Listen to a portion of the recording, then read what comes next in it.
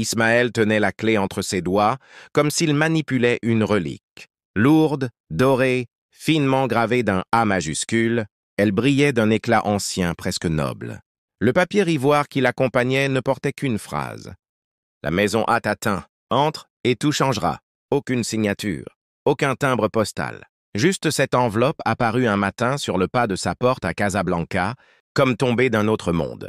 À 27 ans, Ismaël n'avait plus grand-chose à perdre. Son contrat dans une start-up technologique avait été rompu brutalement après une fusion douteuse. Sa fiancée, Salma, était partie sans un mot, ne laissant derrière elle qu'un flacon de parfum vide et un silence glacial. Il survivait entre des petits boulots, des dettes grandissantes et une solitude qui le rongeait de l'intérieur. Alors il prit un bus de nuit pour Tanger, puis un ferry vers le sud de l'Espagne.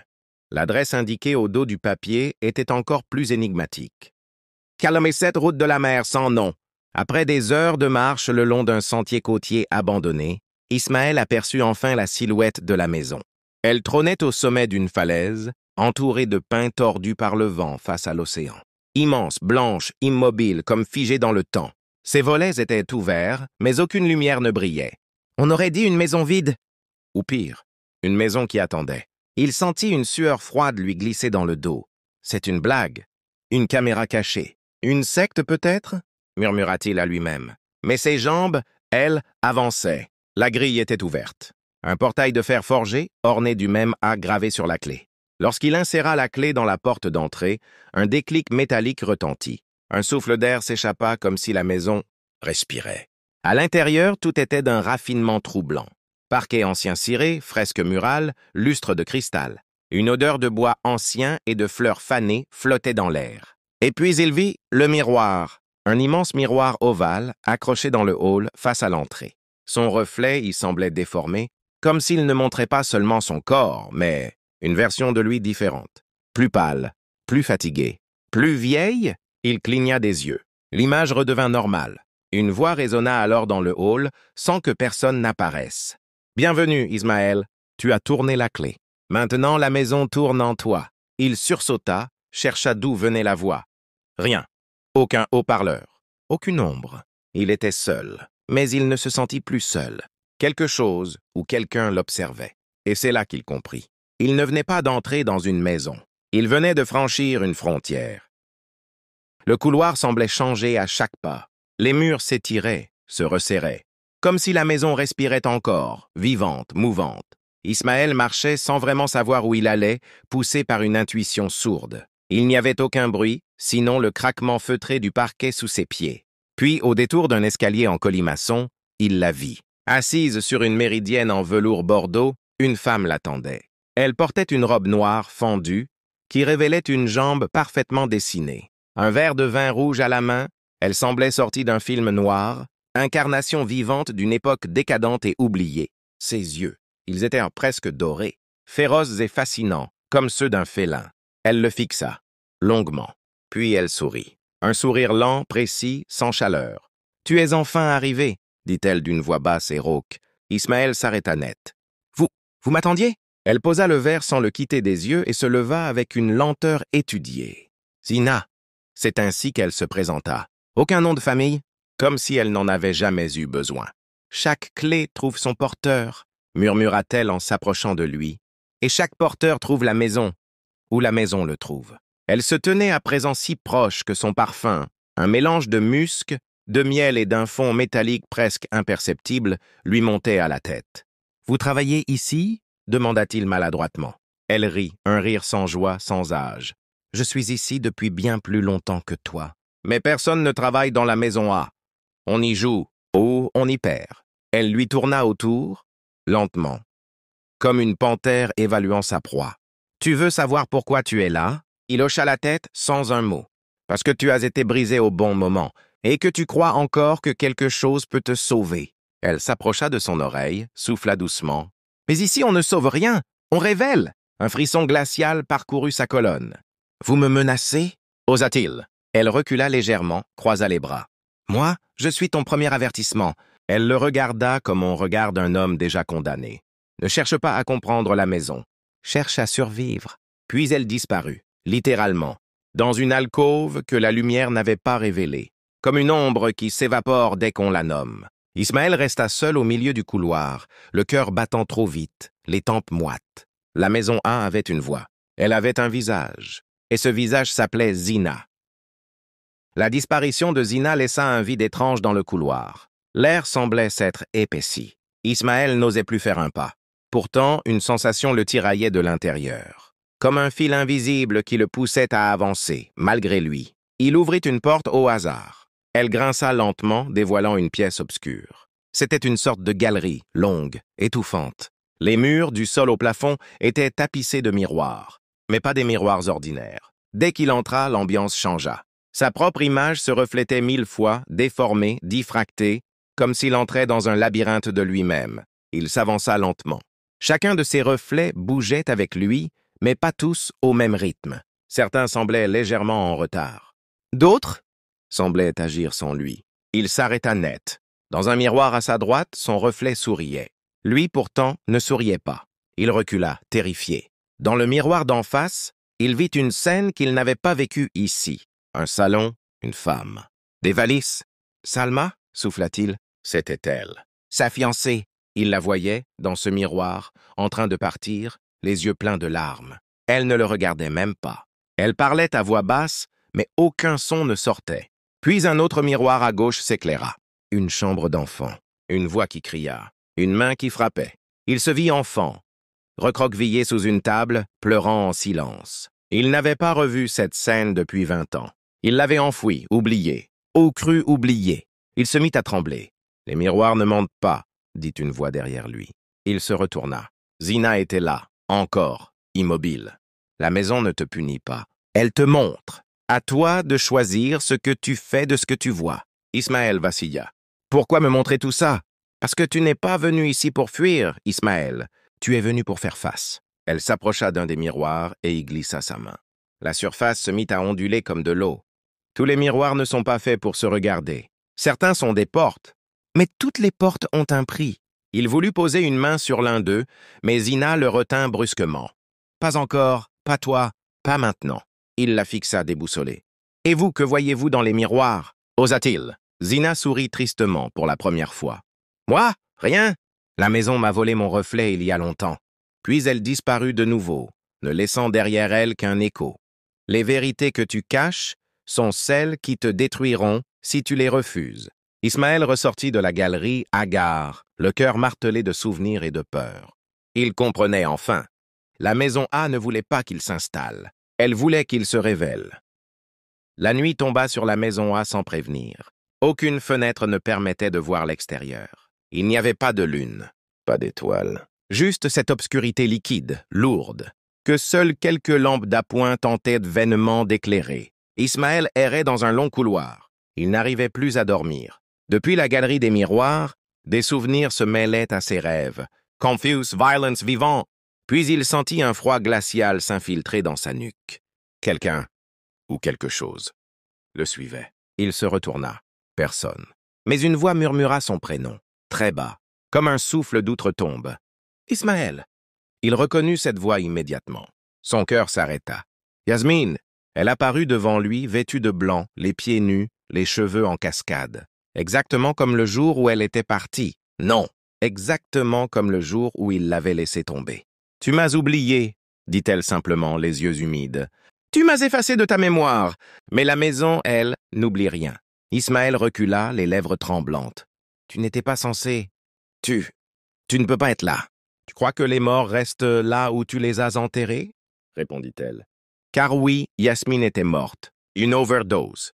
3 mois après qu'il l'ait quittée sans prévenir, sans explication, après l'avoir entraînée dans une spirale qu'il refusait encore de nommer. « Je t'aimais, » murmura-t-il. « Non, tu t'aimais toi-même à travers moi.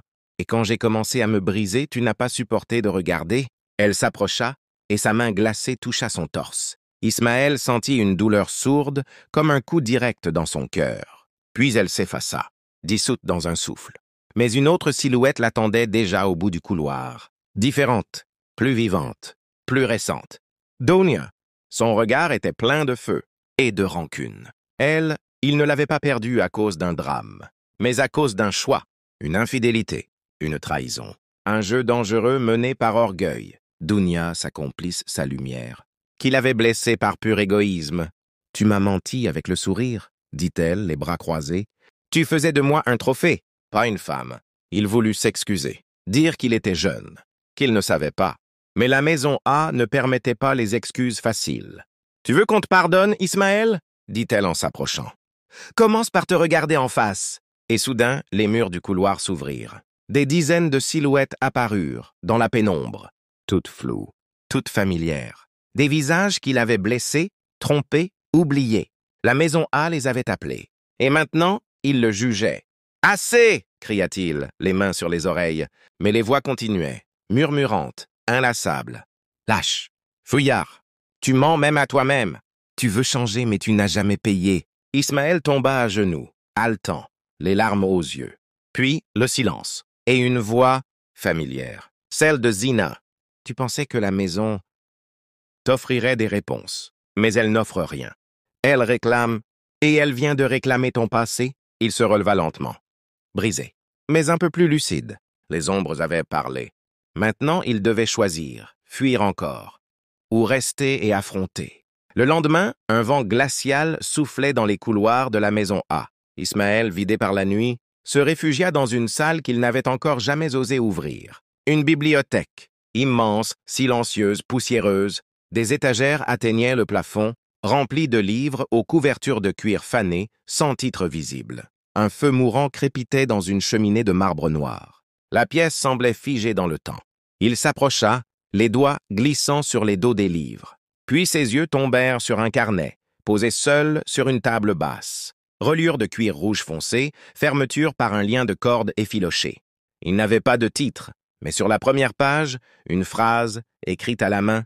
« Si tu lis ces lignes, alors la maison t'a choisi, et il est peut-être déjà trop tard. » Le cœur d'Ismaël rata un battement. Il tourna les pages. L'écriture variait. Des noms, des dates, des phrases éparses, comme des cris étouffés. Karim, 1992, elle m'a fait croire que je pouvais recommencer. Puis elle a pris mes souvenirs. Fatima, 2003, j'ai vu mon frère mort depuis 10 ans. Il m'a dit que je l'avais tué. Est-ce vrai? La maison ment-elle? David, 2015, j'ai ouvert la porte. Je n'aurais pas dû. Rien ne peut réparer ce que j'ai vu.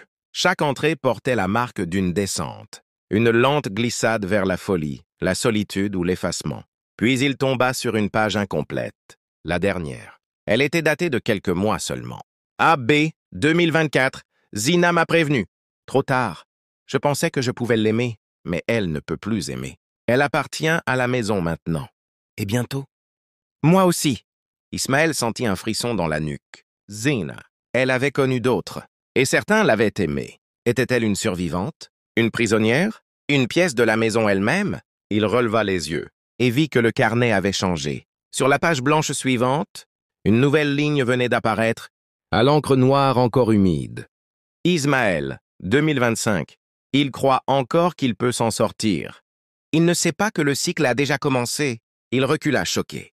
Le carnet écrivait sa propre histoire. En temps réel, il tourna frénétiquement les pages à la recherche d'une fin. Mais le carnet ne contenait rien d'autre. Juste ce pressentiment sourd.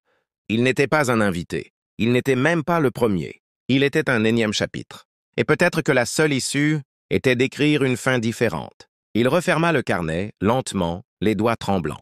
Dans la bibliothèque, une porte dérobée venait de s'entr'ouvrir. La maison avait entendu, et elle répondait. Lorsqu'il referma le carnet, un souffle chaud passa dans la pièce. Une musique lointaine, venue de nulle part, commença à résonner, un violon, étrange, désaccordé, comme si le passé se jouait à nouveau. Au pied du fauteuil, une boîte noire l'attendait. Ismaël l'ouvrit avec précaution. À l'intérieur, un masque en velours, noir et or, aussi beau qu'inquiétant. Un mot l'accompagnait, calligraphié à l'encre pourpre. Ce soir, les vérités dansent. Venez vêtu de silence. Il sentit à nouveau cette sensation. La maison l'appelait, et il se laissa guider.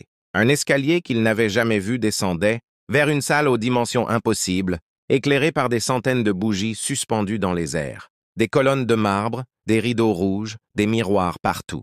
Et une foule, une centaine de personnes, toutes masquées. Hommes en smoking, femmes en robe d'époque, Visage dissimulé sous des visages de cuir, de porcelaine ou de plumes.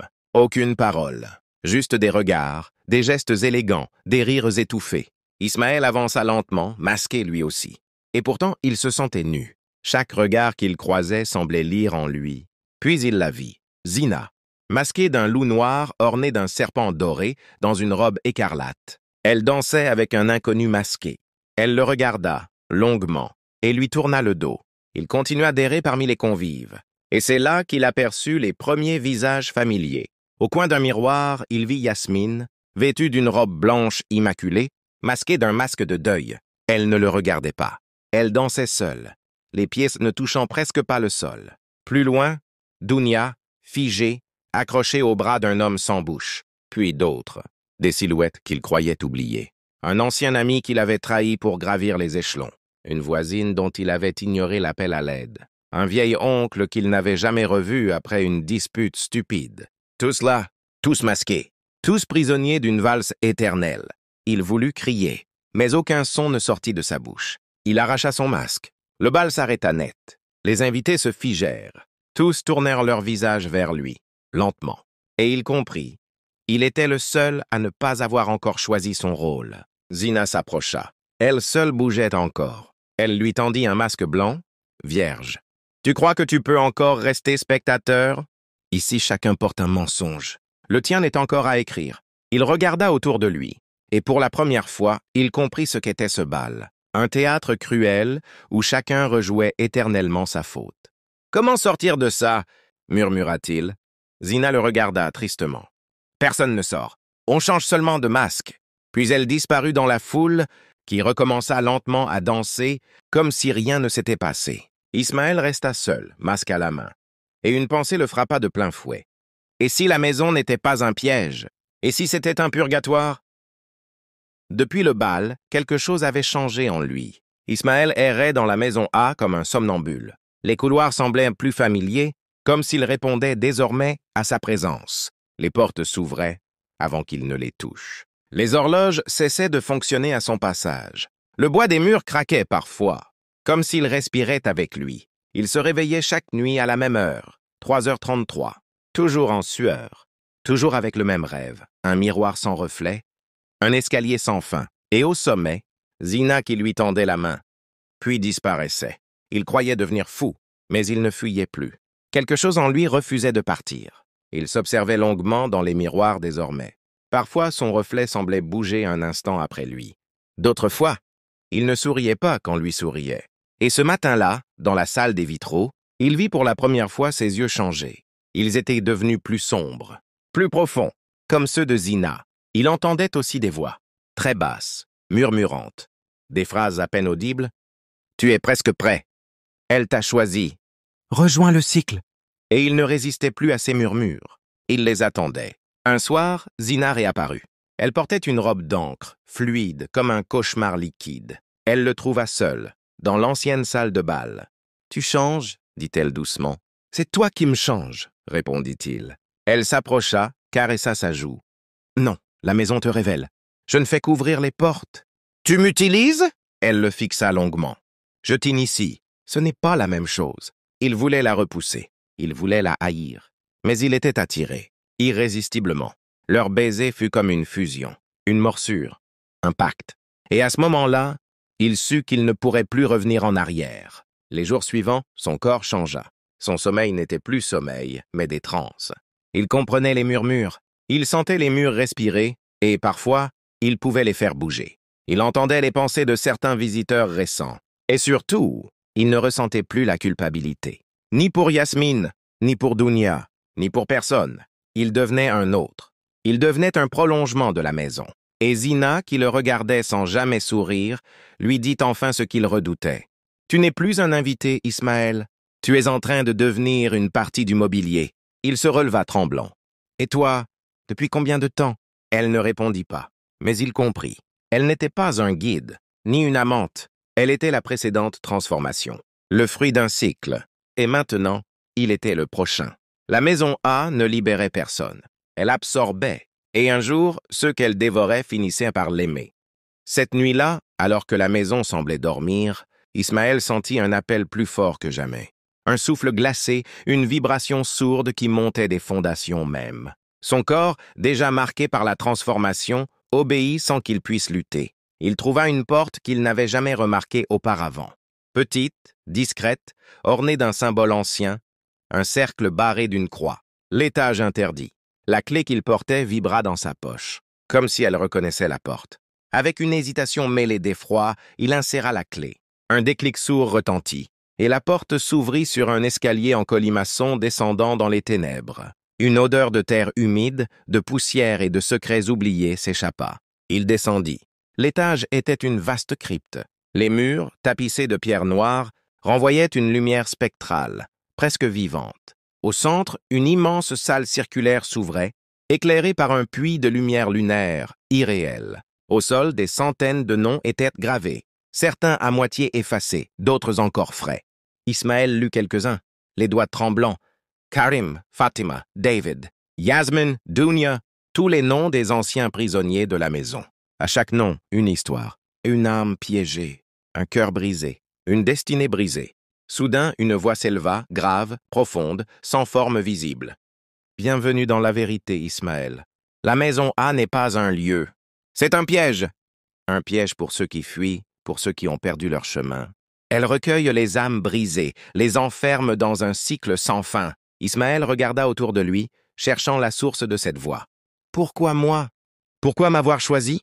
Parce que tu es vulnérable, parce que tu as cru pouvoir échapper à ton passé. Mais il n'y a pas d'échappatoire, pas tant que tu portes le poids de tes erreurs. Un mur s'ouvrit alors, dévoilant une salle annexe, où il vit des silhouettes figées, prisonnières dans des sortes de sarcophages translucides. Certaines semblaient dormir, d'autres hurlaient silencieusement. Au fond, il aperçut une silhouette familière, Zina. Elle était prisonnière elle aussi. Elle leva les yeux vers lui, un mélange de peur et de tristesse. « Je suis ton avertissement et ta prisonnière.